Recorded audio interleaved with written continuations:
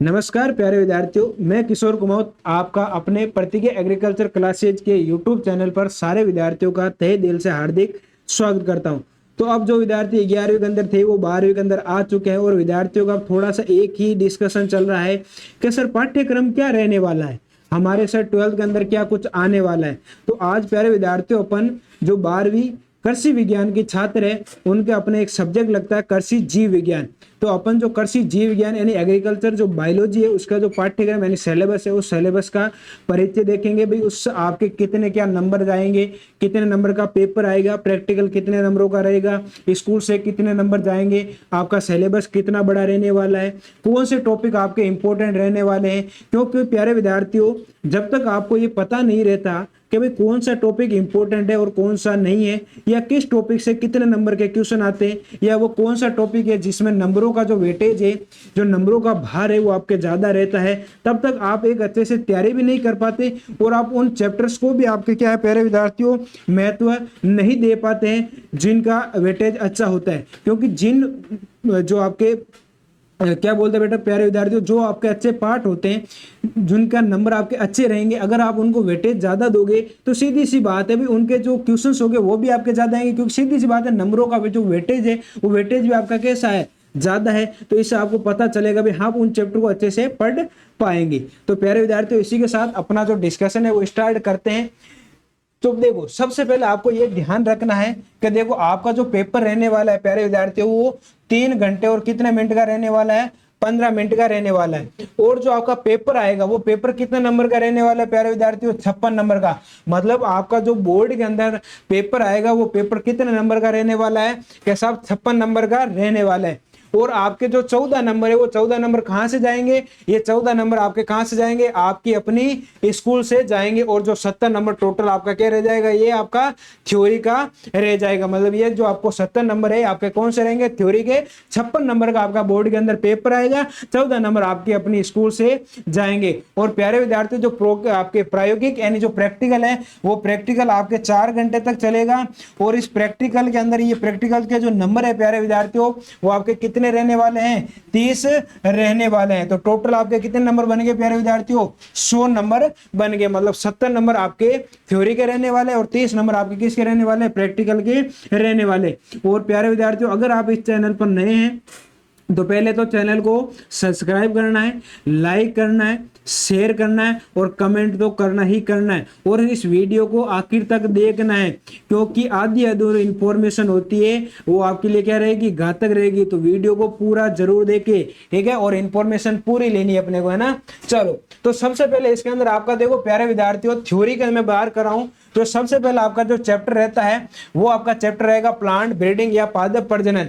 मैं आपको ये पहले ही क्लियर कर देता हूं कि आपके जो इस 12th बायोलॉजी के अंदर है मेरे प्यारे विद्यार्थियों, टोटल 6 सब्जेक्ट को कंप्रोमाइज किया गया है। कितने सब्जेक्ट को आपके इंक्लूड किया गया है, 6 सब्जेक्ट को इंक्लूड किया गया। जो स्टेप बाय स्टेप मैं आपको बताता जाऊंगा ये कौन कौन से जो सब्जेक्ट है जो इसके अंदर पूरी 12th बायोलॉजी यानी आपकी जो 12वीं की जो कृषि जीव विज्ञान है इस जीव विज्ञान के अंदर आपके क्या है सम्मिलित किए गए हैं। जिसमें सबसे पहला जो सब्जेक्ट आएगा या जो सबसे पहला टॉपिक है आपका वो कौन सा है प्यारे विद्यार्थियों, पादप प्रजनन का है। और ये इंपॉर्टेंट टॉपिक है, स्टार लगा लेना। इस टॉपिक से 8 नंबर के क्वेश्चन आने वाले मेरे प्यारे विद्यार्थियों। तो देखो 56 में से 8 नंबर आपके इस चैप्टर से कंप्लीट होने वाले। इसमें सबसे पहले क्या आएगा, पादप प्रजनन का आपके क्या उसकी परिभाषाएं देनी है, उसका उद्देश्य क्या है, अभी अपन ये पादप प्रजनन क्यों पढ़ते हैं या इसके ऑब्जेक्टिव्स क्या होता है। उसके बाद इसके अंदर इसके मेथड्स आएंगे, मतलब इसकी विधि आएंगी। विधियों के अंदर आपके रहने वाले हैं मेरे प्यारे विद्यार्थियों, जिसमें आपके प्योर लाइन सिलेक्शन हो गया, बैक क्रॉस हो गया, ठीक है। जो ब्रीडिंग मेथड होता है वो ब्रीडिंग मेथड्स आपको इसके अंदर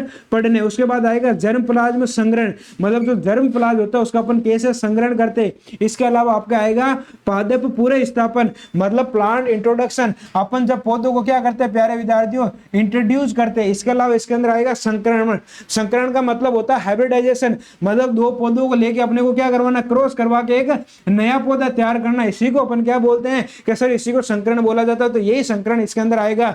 इसके अलावा क्या आएगा कि सर म्यूटेशन आएगा। म्यूटेशन का मतलब नॉर्मल सी बात है, अपन कई बार बोलते हैं ना कि सर मेरे तो 5 की जगह 6 उंगलियां हो गई, तो एक प्रकार से म्यूटेशन होता है, ठीक है। तो इसको अपन क्या बोलते हैं, उत्परिवर्तन। ये भी एक इंपॉर्टेंट टॉपिक रहने वाला है। इसके अलावा इसमें अपन पढ़ेंगे बहुगुणिता एवं जैव प्रौद्योगिकी और प्रमुख कृषि शोध संस्थान, जो आपके मेन जो एग्रीकल्चर के इंस्टीट्यूट है उन इंस्टीट्यूट के बारे में पढ़ेंगे। और प्यारे विद्यार्थियों, टोटल ये आपके कितने 8 नंबर का चैप्टर रहने वाला है। ये तो हो गया आपका पहला सब्जेक्ट। तो पहला सब्जेक्ट कौन सा है प्यारे विद्यार्थियों? कि सर पहला सब्जेक्ट हमारा पादप प्रजनन। उसके बाद अगला आता है मेरे प्यारे विद्यार्थियों, आपका कौन सा आता है? कि सर जैव प्रौद्योगिकी की परिभाषा एवं संक्षिप्त इतिहास। जो सेकंड सब्जेक्ट बोलूं या सेकंड जो आपका टॉपिक रहने वाला है, जो दूसरे नंबर का चैप्टर रहने वाला है अध्याय 2, वो आपका कौन सा है प्यारे विद्यार्थियों? तो वो जैव प्रौद्योगिकी है। इस जैव प्रौद्योगिकी के अंदर आपका इंक्लूड रहेगा कि सर आनुवंशिक अभियांत्रिकी, उसका सामान्य परिचय, कौन कौन से संसाधन है, इसके अलावा कृषि क्षेत्र में आपका इसका क्या उच्च उपयोग रहेगा, ट्रांसजेनिक पादप या जीव जंतु उनका कैसे अपन उत्पादन करते हैं, इसके अलावा उनका उदाहरण देने आपको आनुवंशिक अभियांत्रिकी के कौन कौन से वो चरण है, स्टेप बाय स्टेप उन चरणों को अपने को पढ़ना है। इसी के अलावा इसी के अंदर आपको एक छोटा सा टॉपिक और इंक्लूड करते हैं जिसको अपन क्या बोलते हैं? उत्तक संवर्धन या टिश्यू कल्चर बोला जाता है। तो आपको टिश्यू कल्चर की परिभाषा, उसकी शब्दावली, कौन कौन से मेथड आते हैं, जिसमें देखो आपके ऑर्गन संवर्धन है, एम्ब्रियो यानी भ्रूण संवर्धन है, पराग संवर्धन है, मतलब आपका जिसको अपन पोलन कल्चर बोलते हैं। इसके अलावा आपका कौन सा आएगा प्यारे विद्यार्थियों? कोशिका संवर्धन, मतलब जो सेल कल्चर है वो भी आपके इसके अंदर टॉपिक इंक्लूड रहेंगे। इसके बाद प्यारे विद्यार्थियों अगला जो आपका चैप्टर आने वाला है वो आने वाला 3 नंबर। 3 नंबर जो चैप्टर है, या मैं बोलूं आपका तीसरा नंबर का जो सब्जेक्ट है प्यारे विद्यार्थियों, वो तीसरे नंबर का सब्जेक्ट कौन सा है? क्या सर? कीट विज्ञान एंटोमोलॉजी। इसके अंदर आपका सबसे पहले आएगा अध्याय नंबर 3, ठीक है, फसल एवं भंडारण के प्रमुख कीट। ये आपका कौन सा रहने वाला है मेरे प्यारे दोस्तों? तो ये आपका रहने वाला है बेटा अध्याय नंबर 3। इसके अंदर आपको क्या है, जो 10 इंसेक्ट है, कितने इंसेक्ट पढ़ने हैं प्यारे विद्यार्थियों? आपको जो 10 कीट दिए हैं, इन 10 कीटों के बारे में पढ़ने हैं, जिसमें खरीफ ऋतु के 3 आ रहे हैं। कौन कौन से खरीफ ऋतु के? सर सफेद लट और आपके टिड्डी या फड़का। रबी ऋतु के कौन कौन से रहने वाले हैं? तो सर रबी में एक तो चने का फली छेदक, ठीक है, the pod borer of gram. इसके अलावा आपका रहने वाला है गेहूं का तना छेदक और मेथी या सरसों का मोइला। तो 6 कीट ये हो गए, मतलब 3 खरीफ के पढ़ने और 3 अपने को रबी सीजन के पढ़ने। इसके अलावा कुछ अन्य कीट आएंगे जैसे दीमक, जिन्हें आप उदय बोलते हैं। इसके अलावा यहाँ पर भंडारण का एक कीट रहने वाला है और वो कौन सा है? क्या सर? खपरा बीटल। कौन सा है? खपरा ब्रिंग जिसको बोलेंगे। इसके अलावा प्यारे विद्यार्थियों फलों के 2 कीट रहने वाले, एक तो बेर की फल मक्खी है और एक अनार की तितली है, ठीक है। तो जंगल जो जलाए थे उसमें कुछ तितलियां भी थी, ठीक है, तो ये अनार की तितली भी आपके यहाँ पर रहने वाली है। इसके अलावा प्यारे विद्यार्थियों जो अध्याय नंबर 4 है, कौन सा है आपका? अध्याय नंबर 4 है। ये अध्याय नंबर जो 4 रहने वाला है, इसके अंदर अपन क्या करेंगे? इस अध्याय नंबर 4 में इन कीटों का कैसे नियंत्रण करना है, कीट नियंत्रण की कौन कौन सी जो विधि है, उन विधियों के बारे में पूरा डिटेल से अपने को पढ़ना है, जिसमें भौतिक विद्या भी आएगी, यांत्रिक विद्या भी आएगी, इसके अलावा आपकी कौन सी कर्षण विद्या भी आएगी, ठीक है, जिसमें रासायनिक नियंत्रण आएगा, जैसे अपन जो नॉर्मली इंसेक्टिसाइड या जो कीटनाशी या जो दवाइयां छिड़कते। इसके अलावा आपका क्या आएगा कि साहब जैव नियंत्रण यानी बायोलॉजिकल कंट्रोल, किसके द्वारा? कीटों के द्वारा। मतलब अपने को कोई भी दूसरा जीव लाके छोड़ना है जिसके द्वारा अपन क्या कर सकते हैं? नियंत्रण कर सकते हैं, तो उसको अपन क्या बोलते हैं? जैव नियंत्रण। इसके अलावा समाकलित कीट प्रबंधन, मतलब IPM इंटीग्रेटेड पेस्ट मैनेजमेंट, मतलब जो जितनी भी विधि अपन ये पढ़ेंगे, इन विधियों को सारों को सम्मिलित करके इस प्रकार से अपने को इनका यूज करना है, ये स्टेप बाय स्टेप इनको इस प्रकार से प्रयोग करना है जिससे कि अपन कीटों का क्या कर सके? नियंत्रण कर सके, और जो पर्यावरण है वो पर्यावरण क्या रहे? आपका सेफ रहे और पैसा भी ज्यादा नहीं लगे। यही होता है आपका IPM या समाकलित कीट प्रबंधन। उसके बाद आपका आता है कुछ आपको क्या पढ़ने पड़ेंगे कुछ यंत्र आते हैं। जब अपन आपने घर पर देखा होगा, जब अपन दवाई का छिड़काव करते हैं तो आपको पता है एक तो जो कमर के पीछे बांध के जो होता है ना, ऐसे हेडपंप सा हिलाते रहते हैं, वो वाले स्प्रे पढ़ेंगे।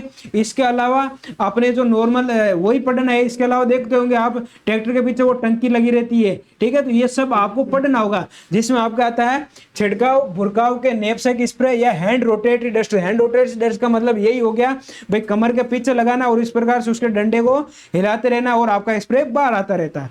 चलो भाई, उसके बाद आपका आएगा बेटा 5 नंबर अध्याय। अध्याय नंबर कौन सा रहेगा?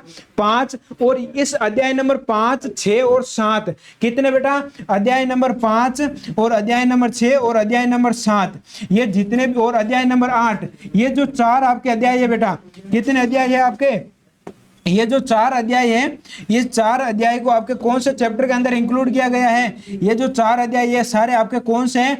पादप रोग विज्ञान, मतलब जो चौथी शाखा है आपकी, कौन सी है चौथी शाखा? प्लांट पैथोलॉजी, या जिसको अपन कहते हैं पादप रोग विज्ञान। तो इसके अंदर आपके 4 चैप्टर आएंगे, 5 नंबर, 6 नंबर, 7 नंबर और 8 नंबर।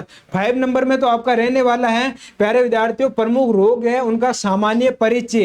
क्या रहने वाला है उनका? सामान्य परिचय। भाई क्या कुछ होता है, वायरस क्या होता है, बैक्टीरिया क्या होता है, विषाणु क्या होता है आपका, ठीक है, जैसे देह का कवक है, जीवाणु है, बैक्टीरिया, फाइटोप्लाज्मा, विषाणु हो गया, और उनके कुछ क्या नॉर्मल लक्षण। भाई मान के चलो फाइलोडी आ गया, उसका लक्षण क्या होता है, ब्लाइट के लक्षण क्या होते हैं, या आपके प्यारे विद्यार्थियों जो स्केब होता है उसके क्या लक्षण होते हैं, मोजेक क्या लक्षण होते हैं, वो सारे आपको एक छोटी छोटी ट्रे में, जिससे आपको आगे पता चल सके भाई मेन जो लक्षण होता है उन रोगों का क्या होता है। इसके अलावा इसके अंदर अपन पढ़ेंगे भाई इनका नियंत्रण कैसे करेंगे, और इनका एक छोटा सा क्लासिफिकेशन है, वो क्लासिफिकेशन अपन देखेंगे। ठीक है, जो रहने वाला रोग कारकों के आधार पर, ऋतु के आधार पर, फसलों के आधार पर, या पोषण न्यूनता, मतलब आपके फिजियोलॉजिकल डिसऑर्डर्स। अब जो अध्याय नंबर 6 रहने वाला है उसके अंदर देखो आपके जो इसके अंदर अगला आएगा फसलों के रोग, जिसमें अध्याय नंबर जो 6 है वो है आपके खरीफ फसलों के प्रमुख रोग। मतलब आपको इस रोगों के बारे में क्या कुछ पढ़ना है प्यारे विद्यार्थियों। देखो ये जितने भी रोग दे रखे हैं ये सारे आपके कौन से ऋतु के अंदर आते हैं?